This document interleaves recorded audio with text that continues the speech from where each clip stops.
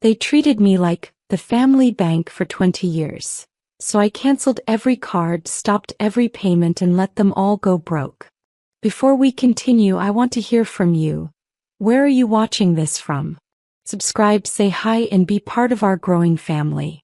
The phone buzzed at 2:17 a.m., pulling me from the first decent sleep I'd had in weeks.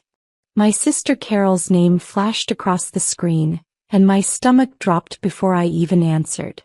"Emily, I need $5,000 by Friday," she said. No hello, no how are you. Just demands like always. I sat up in my Seattle apartment, staring at the rain streaking down my window, feeling something crack inside my chest. "Carol, I just sent you $3,000 last month for your car payment. What happened to that money?" My voice came out steadier than I felt. There was a pause, then that familiar edge crept into her tone. "Why you always keeping tabs? Family helps family, or did you forget where you came from?" The words hit like they always did, designed to make me feel guilty for having the audacity to question where my money went. I'd been the family bank since I was 23 years old, fresh out of college with my engineering degree and a salary that seemed like a fortune to everyone back in Atlanta. Now at 42, I'd funneled over $400,000 into the bottomless pit of my family's dysfunction. Mama's medical bills. Daddy's business ventures that never launched. My brother Byron's child support. Carol's endless emergencies. "I'll see what I can do," I whispered, already knowing I'd send the money. I always did. But as I hung up, something felt different this time. The automatic guilt wasn't washing over me like usual. Instead, I felt tired. Bone deep, soul-crushing tired. I pulled up my banking app and stared at the numbers, really looked at them for the first time in years. My retirement account should have been over $600,000.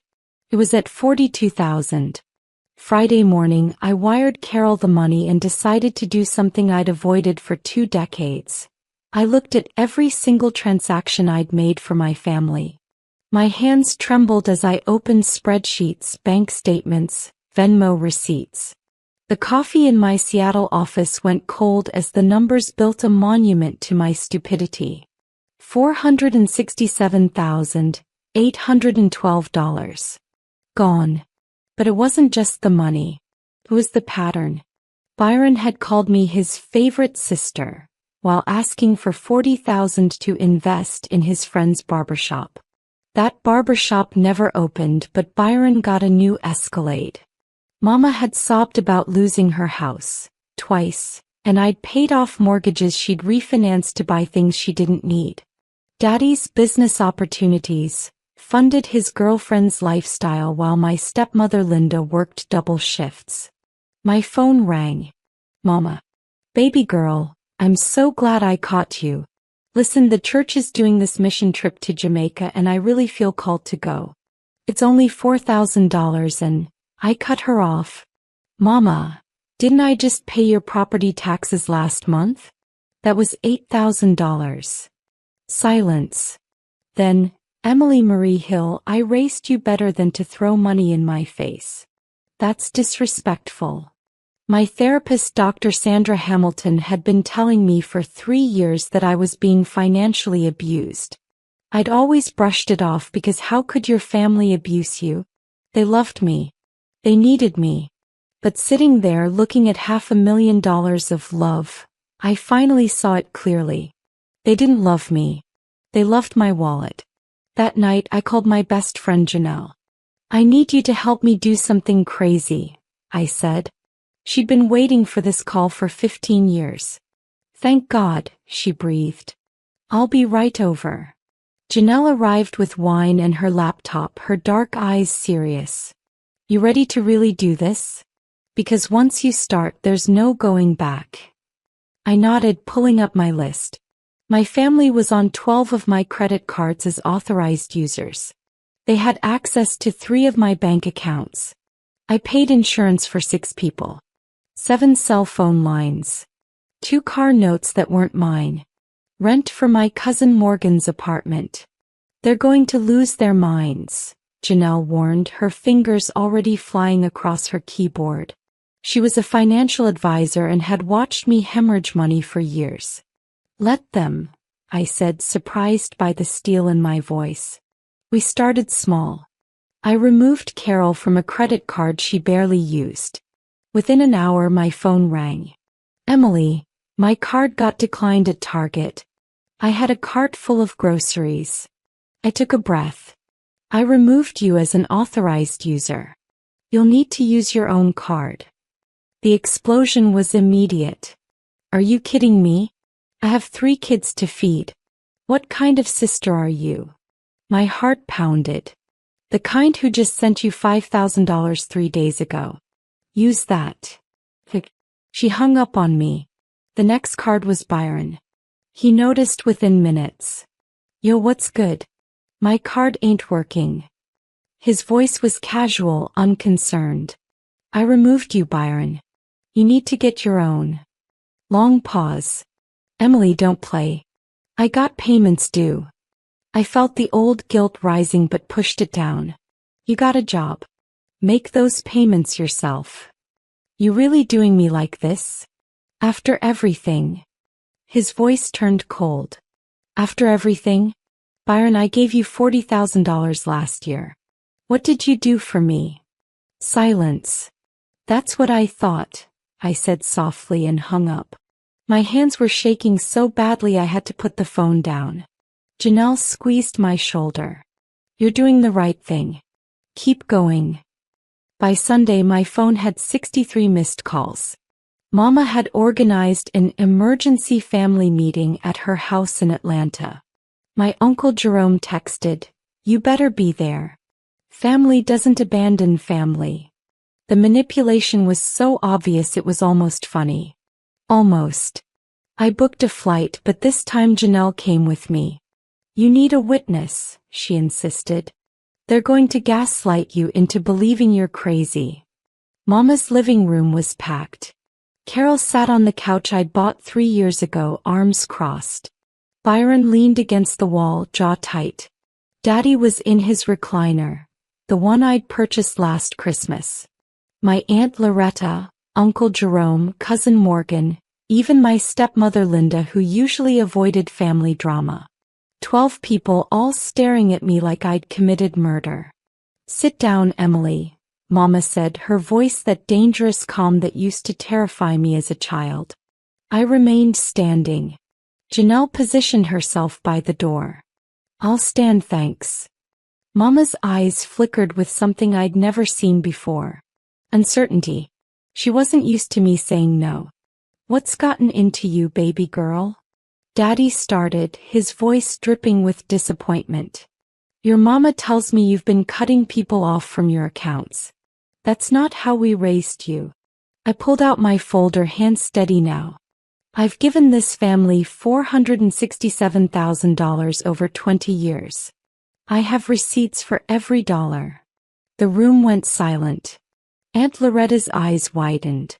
That can't be right, Carol said, but her voice wavered. I opened the folder and started reading. Byron, $73,000. Carol, $89,000. Mama, $152,000. Daddy, $68,000. Morgan, $31,000. Various other family members, $54,000. I looked up. $467,000. And not one of you has ever paid me back a single dollar. Uncle Jerome stood up, his face red. Now hold on. Family helps family. You making good money up there in Seattle. What's the problem? I turned to him slowly. The problem, Uncle Jerome, is that I'm 42 years old with barely anything in retirement because I've been funding everyone else's lives.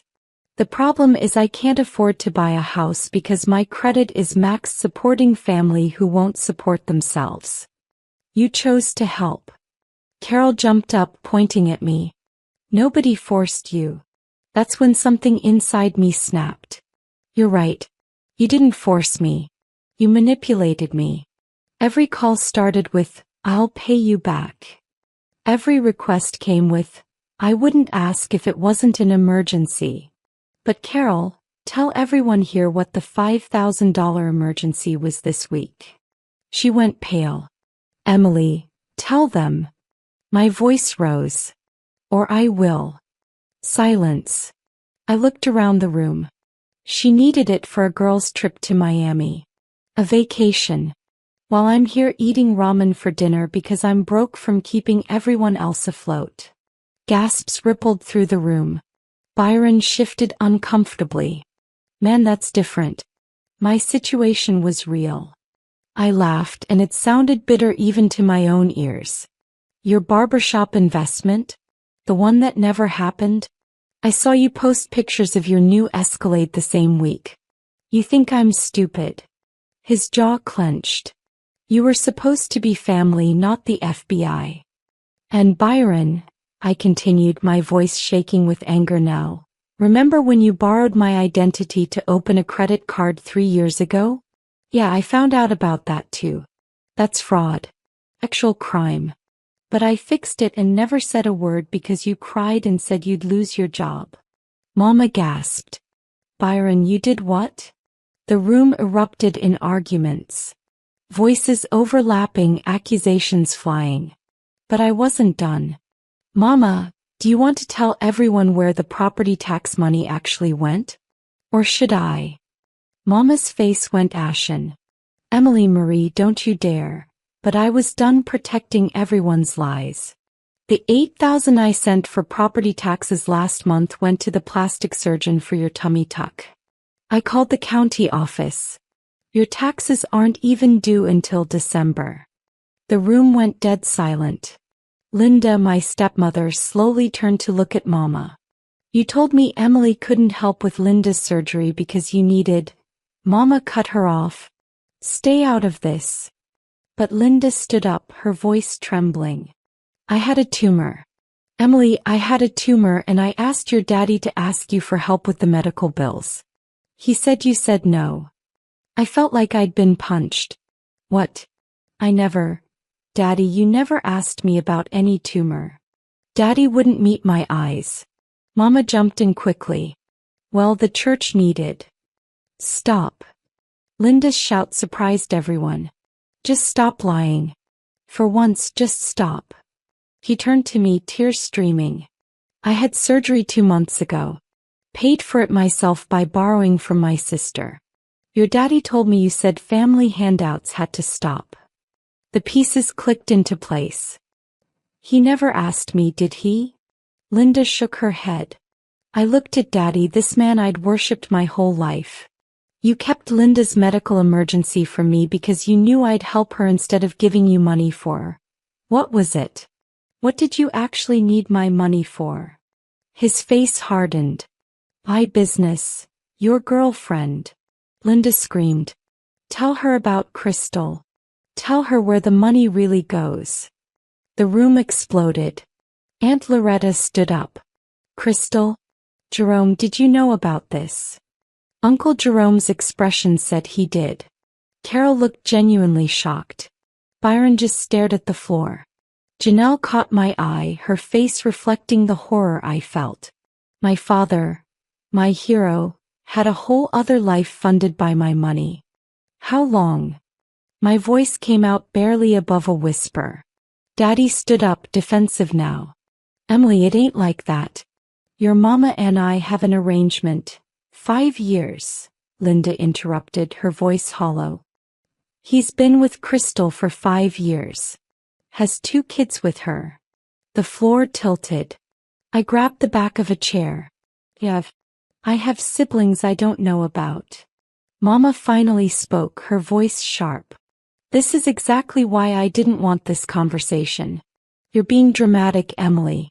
So your daddy has another family. Lots of men do. That don't mean he loves you less. I stared at her, truly seeing her for the first time. You knew. You knew and you let me send him money for business investments while he was supporting another family. Don't judge what you don't understand, Mama snapped. Marriage is complicated. I laughed, high and hysterical. Oh, I understand perfectly now. You get your surgeries and your church trips and your shopping sprees. Linda works herself to death while her tumor grows. And Daddy funds his second family. All on my dime. All while pretending to be one big happy family. Carol found her voice. Emily, look, this is messy, but you still are family. You can't just abandon us. I turned to her slowly. Abandon you? Carol, name one birthday of mine you remembered in the last 10 years. One. She opened her mouth, then closed it. Byron, when's the last time you called me just to see how I was doing? Not to ask for money. Just to talk. Silence. Mama, when's my birthday? She blinked. July. No, June? Baby, you know I'm bad with dates. August 15th, I said softly. I'm 42 years old today. Today is my birthday. I flew here on my birthday because you said it was an emergency. This was the emergency? Yelling at me for having boundaries. The room went still. Janelle pulled out her phone and played a video. My voice came through the speaker. I'd love to come home for my 40th birthday, Mama. Mama's voice. Chilly, I can't do nothing special right now. Money's tight. Maybe next year. Cut to a Facebook video of Mama's extravagant church anniversary party the same weekend. Spent $12,000. My money. Janelle had come prepared. She connected her laptop to Mama's TV and pulled up a presentation. Since we're all here, let's look at some facts. Images flashed across the screen. Venmo requests. Text messages. Bank transfers. Each one time-stamped and labeled. The family watched in growing horror as 2 decades of financial abuse played out in high definition. This one's my favorite, Janelle said, clicking to a text thread. Carol's voice recorded, I swear on my kids, Emily, this is life or death. I'm about to be evicted. Cut to Facebook posts from the same week showing Carol at a resort in Cancun. She sent her sister $8,000 for rent, Janelle narrated. She used it for vacation. While Emily ate toast for dinner to make her budget work. Byron stood up. Hey, we get it. We messed up. But airing all this out, sit down, Janelle's voice cracked like a whip. You don't get to speak. You committed fraud. Emily could have pressed charges. She didn't because she loved you. So sit down and listen. He sat. The presentation continued. Daddy's business loan, that became a down payment on a house for Crystal. Mama's medical emergency, that was cosmetic surgery number 3. Morgan's car repair, that was actually bail money for selling drugs. Each lie documented, time-stamped, proven. By the end, several family members were crying. Here's what's going to happen, I said, my voice steady now. I'm cutting off every single one of you. Effective immediately. Every credit card, every bank account, every payment. You're all on your own. Mama found her voice. Baby, you don't mean that. You're hurt, but family is forever. Family is supposed to be forever, I interrupted. But this isn't family. This is financial abuse. This is emotional manipulation. This is fraud. And I'm done. I stood up, Janelle gathering her things. Wait, Linda spoke up. Emily, I never took a dime from you. I need you to know that. I looked at her, this woman who'd worked so hard. I know, Linda. I'm sorry I didn't know about your tumor. Here's my number. Call me directly if you need anything. The flight back to Seattle was silent. Janelle held my hand as I stared out the window, watching Atlanta disappear below. My phone was on airplane mode, but I knew what was waiting. The calls. The texts. The guilt trips. The threats. Right on schedule, when I landed, my phone exploded. 74 text messages. 31 missed calls. Voicemails full. I listened to them in the Uber ride home. Mama, you're breaking my heart. How can you do this to your own mother? Byron, You really gonna let your nephew starve? What kind of aunt are you? Carol, I hope you're happy. My kids are crying asking why Auntie Emily don't love them no more. But it was Daddy's message that hurt most. Emily, baby girl, I know I messed up. But that money you gave me helped put food on Crystal's kids' table. Those are your brother and sister. Their names are Jaden and Trinity. They 6 and 4. You really gonna punish innocent children? The manipulation was masterful. Take my mistakes and turn them into me being cruel to children I'd never met. When I got home, Janelle ordered pizza and we sat on my couch. You okay? She asked. I thought about it. I don't know. I feel guilty. I feel angry. I feel relieved. I feel like the worst daughter, sister, niece in the world. But I also feel free. She nodded. That's normal. You're mourning the family you thought you had while celebrating freedom from the family you actually have. My phone rang. Unknown number. Against my better judgment, I answered. Emily? This is Linda. Her voice was soft, hesitant. I wanted to apologize. I didn't know the extent of what they were doing to you. If I had known, I cut her off gently. It's not your fault, Linda. How's your recovery going? We talked for an hour. She told me about the tumor, the surgery, how scared she'd been. How she'd thought I'd abandoned her when she needed me most. Your father told me you said you were tired of supporting the family, Linda whispered. He said you told him to stop asking. I believed him, Emily. I'm so sorry. I felt tears streaming down my face. He stole your tumor from me, Linda.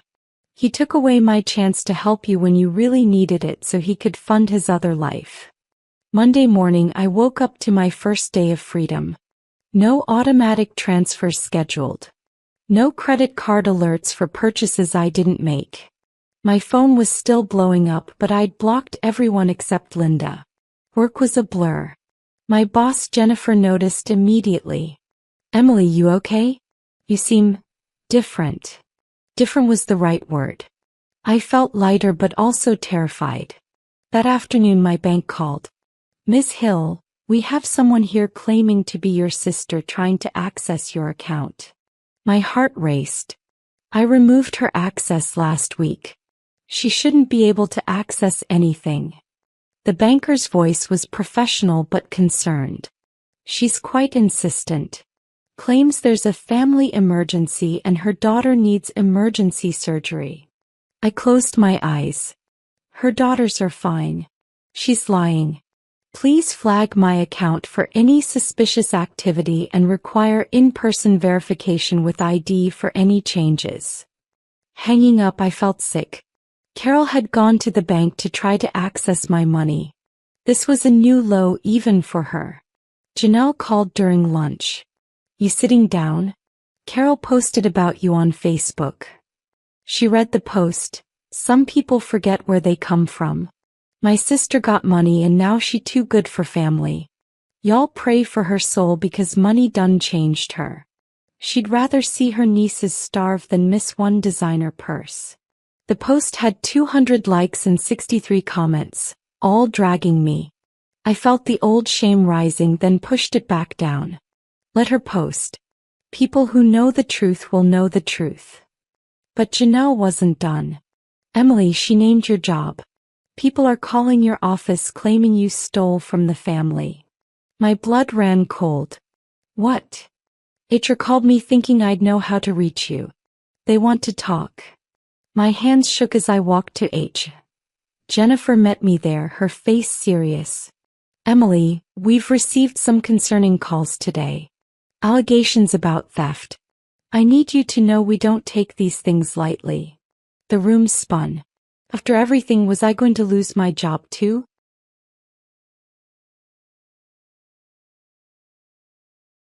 Before you say anything, I interrupted, I need you to see something. I pulled out my laptop and opened the folder Janelle and I had compiled. 20 years of bank statements, text messages, emails. Every request, every transfer, Every lie documented. Jennifer and the HR director Michael sat in silence as I walked them through 2 decades of financial abuse. My family has taken over $400,000 from me, I explained, my voice steady. Last week I cut them off.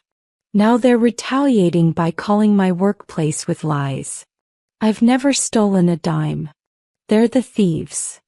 Michael leaned back, whistling low. This is extensive. Do you have documentation of the calls they made here? I didn't, but Jennifer did. He pulled up a log. We received 7 calls today. Carol Hill, Byron Hill, and someone claiming to be your mother. They alleged you'd stolen inheritance money and were being investigated by police in Atlanta. She paused. Emily, I'm obligated to verify. Are you under investigation?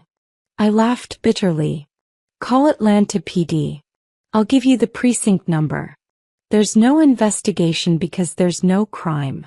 Except maybe the fraud my brother committed using my identity. The next hour was surreal. Michael called Atlanta PD, my bank even pulled my credit report with my permission. Everything checked out. I was the victim, not the criminal. Ms. Hill, Michael said formally, I apologize you had to go through this. We're going to document these calls as harassment. If your family continues to contact your workplace, we'll pursue legal action against them. Walking out of that office, I felt vindicated but also scared. If they'd go after my job, what else were they capable of? That night, I changed my locks and installed security cameras. Janelle thought I was paranoid until we checked my Ring doorbell footage. Byron had been at my apartment complex 3 times that day trying doors. I called the police and filed a report. The officer who responded was a black woman around my age named Officer Michelle Wright. She looked at the footage, then at my documentation of the financial abuse. Ma'am, you need a restraining order. Today. What you're showing me is stalking, harassment, and attempted access to your home. This is serious. By midnight, I had emergency protective orders against Byron, Carol, and surprisingly, Daddy. Officer Wright had pushed for it. Your father showing up could escalate the situation. Better safe than sorry. I signed the papers, hands shaking. My family. I was getting restraining orders against my own family. 3 days later, I got a Facebook message from someone named Crystal Monroe. You don't know me, but I think we need to talk. I'm your father's. I'm in the other family. Can we meet? Every instinct screamed no, but curiosity won. I agreed to meet at a coffee shop with Janelle as backup. Crystal was beautiful.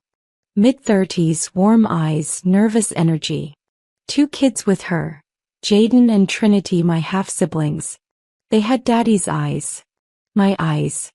Thank you for meeting me, Crystal said softly. I needed you to hear the truth from me. Over the next hour, she dismantled everything I thought I knew. Your father told me his wife died 10 years ago. He said you were his only child and you'd inherited money, that you were helping him because you wanted to.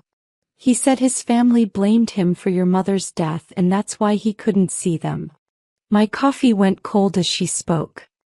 He showed me pictures of houses, said this was where he grew up, where you grew up. I believed him. It wasn't until last month that I found out the truth. I saw him at a restaurant with your mama. His wife, who's very much alive. I followed him home to Loretta Street.